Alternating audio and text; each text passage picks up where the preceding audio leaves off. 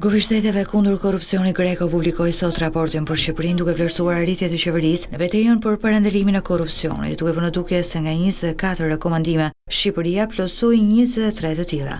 Gjatë ceremonisë organizuar për prezantimin e gjetjeve të Grecos, kryeministri Edi Rama theksoi vullnetin e qeverisë për të luftuar korrupsionin nëpërmjet modernizimit të shtetit shqiptar. Rama lajmëroi rritjen e mbështetjes financiare të qeverisë ndaj institucioneve të reformës në drejtësi e në mënyrë të veçantë ndaj spakut të gjykatës posaçme. Në sistemin e drejtësisë jemi akoma në epokën e gurit, zhvillojmë intervista në prokurori edhe në polici në fakt.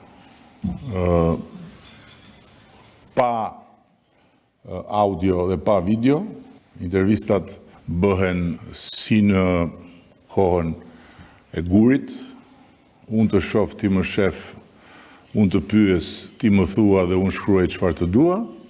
Kjo është një nga gjërat që duhet korrigjuar me urgjencë dhe ne do ta korrigjojmë patjetër duke vazhduar ta mbështesim fuqimisht sistemin e drejtësisë.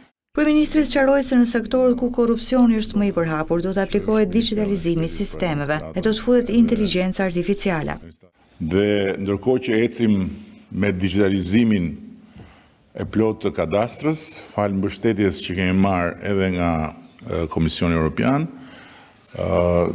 do të punojmë edhe për të futur inteligjencën artificiale në proceset e kadastrës më pas.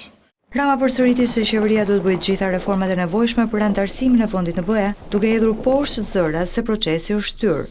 Dua të theksoj se shumë shpejt ne do të vazhdojmë me hapjen e kapitujve të tjerë, ndryshe nga çfarë është thënë ditët e fundit në